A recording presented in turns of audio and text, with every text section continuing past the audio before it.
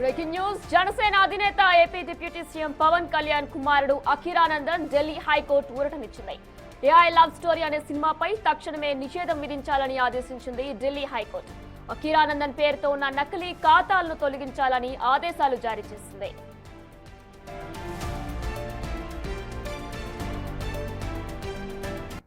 కృత్రిమ మేధస్సును అడ్డుపెట్టుకుని అఖిరానందన్ ముఖ కవలికలను ఆయన స్వరాన్ని వక్రీకరించడంపై కోర్టు తీవ్ర ఆగ్రహం వ్యక్తం చేసింది. ఇది కేవలం సాంకేతికత వాడకం కాదని, ఒక వ్యక్తి గోప్యతను, వ్యక్తిత్వ హక్కులను నిలువున దోపిడీ చేయడమేనని ధర్మాసనం స్పష్టం చేసింది. అఖిరానందన్ నకిలీ ఖాతాలను వెంటనే తొలగించాలని మెటా, యూట్యూబ్, గూగుల్, ఎక్స్ సంస్థలకు ఆదేశాలు జారీ చేసింది.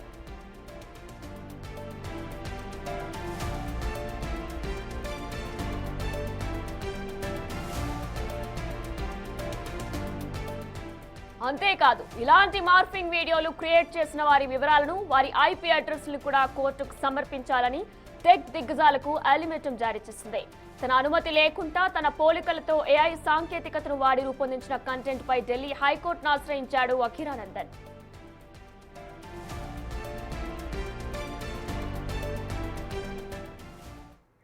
ఇదే అంశానికి సంబంధించి మరింత సమాచారం మా ప్రతినిధి శివ అందిస్తారు.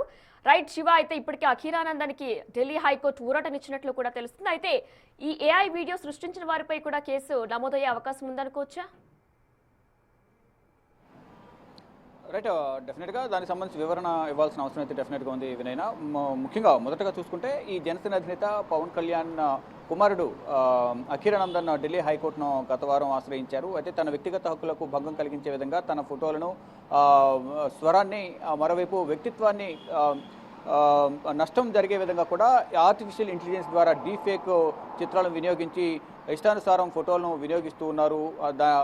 దీనికి సంబంధించి చర్యలు తీసుకోవాలి, నా అనుమతి లేకుండా ఎందుకు వినియోగిస్తున్నారు అనే దానిపైన పిటిషన్ దాఖలు చేశారు. దానిలో భాగంగా ఢిల్లీ హైకోర్టు విచారణ జరిపింది. విచారణ జరిపి అతని వ్యక్తిత్వానికి సంబంధించి కానీ, అతని ఫోటోలు కానీ ఏఐ ఆర్టిఫిషియల్ ఇంటెలిజెన్స్ ద్వారా డీఫేక్లను క్రియేట్ చేయడం అనేది అతని వ్యక్తిత్వ హక్కులను ఉల్లంఘించడమేనని కూడా ఢిల్లీ హైకోర్టు భావించింది. దానికి సంబంధించి ఏదైతే యూట్యూబ్ కానీ, మెటా కానీ, గూగుల్, మరోవైపు ఎక్స్ ఖాతాలకు నోటీసులు కూడా జారీ చేశారు. మరోవైపు artificial intelligence love story create చేసి దాంట్లో అఖిరానందన్ ఫోటోలు, పక్కన మరొక హీరోయిన్ల లేడీస్ ఫోటోలు పెట్టి తనకు వ్యక్తిత్వానికి, వ్యక్తిగత స్వేచ్ఛకు భంగం కలిగే విధంగా కూడా వ్యవహరిస్తున్నాయి ఈ సోషల్ మీడియా వేదికలు అనేది ప్రధానంగా ఆర్టిఫిషియల్ ఇంటెలిజెన్స్ ద్వారా ఈ విధంగా వ్యవహరించడం ద్వారా తన పర్సనల్ రైట్స్ అనేవి దెబ్బతింటున్నాయి అనేది ప్రధానంగా అఖిరానందన్ భావించారు. దానిలో భాగంగానే ఢిల్లీ హైకోర్టును ఆశ్రయించారు. ఆశ్రయించిన నేపథ్యంలో ఢిల్లీ హైకోర్టులో కూడా విచారణ జరిగింది. విచారణ సందర్భంగా వీరికి నోటీసులు అయితే జారీ చేసింది. ప్రధానంగా ఈ మెటా కానీ ఇతర సోషల్ మీడియా ఖాతాలను ప్రధానంగా అయితే ఇప్పుడు వీడియోలు ఏవైతే సోషల్ మీడియాలో వైరల్ అవుతున్నాయో ఆ వీడియోలన్నీ కూడా ఈ సోషల్ మీడియా నుంచి తొలగించాలంటూ కూడా ఐపీ ఖాతాలను కూడా బహిర్గతం చేయాలంటూ ఇటు మెటా కానీ, యూట్యూబ్, మరోవైపు ఇన్స్టాగ్రామ్, ఫేస్బుక్, ఎక్స్ సంస్థలకు నోటీసులు కూడా జారీ చేశారు. ఈ ఆర్టిఫిషియల్ ఇంటెలిజెన్స్ సంబంధించిన డీఫేక్ వీడియోలు కానీ, ఫోటోలు కానీ, అతని ముఖ కవళికలతో చేసిన ఫొటోస్ ఏవైతే ఉన్నాయో అవన్నీ కూడా సోషల్ మీడియాలో ఉన్నాయి కాబట్టి అవన్నీ కూడా ఐపీ అడ్రస్లన్నీ కూడా బహిర్గతం చేయాలి. ప్లస్ దీనికి సమాధానం చెప్పాలంటూ కూడా వారందరికీ కూడా నోటీసులు జారీ చేశారు.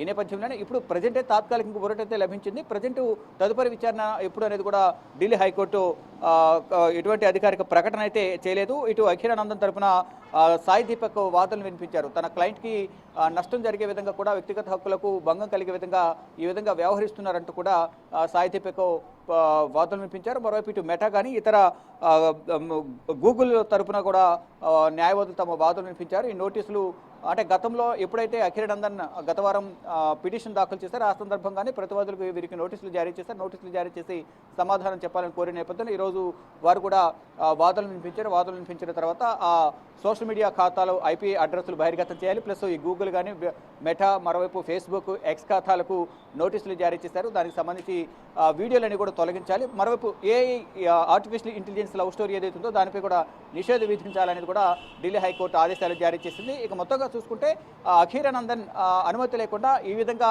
ఆర్టిఫిషియల్ ఇంటెలిజెన్స్ ద్వారా డీఫేక్ వీడియోలు చేయడం కానీ, ఫోటోలు క్రియేట్ చేయడం కానీ, అతని స్వరం కానీ, ముఖ కవళికల ద్వారా ఫోటోలు క్రియేట్ చేయడం ద్వారా అతని స్వేచ్ఛకు, వ్యక్తిగత హక్కులకు భంగం కలిగించినట్లే అవుతుందంటూ కూడా ఢిల్లీ హైకోర్టు అభిప్రాయపడింది. ప్రజెంట్ తాత్కాలికంగా అయితే అతను దాఖలు చేసిన పిటిషన్ పైన చర్యలకు ఉపక్రమించింది. ఎవరైతే ఆర్టిఫిషియల్ ఇంటెలిజెన్స్ ద్వారా లవ్ స్టోరీ క్రియేట్ చేశారో అతను కూడా ఇప్పటికే ఆ పోలీసులు అదుపులో తీసుకున్నట్లు కూడా తెలుస్తుంది. ఇక నెక్స్ట్ హీరింగ్ ఎప్పుడనేది కూడా వీరందరూ కూడా నోటీసులు సమాధానం చెప్పిన తర్వాత అధికారికంగా డేట్ను ప్రకటించే అవకాశం అయితే కనిపిస్తోంది వినయ్.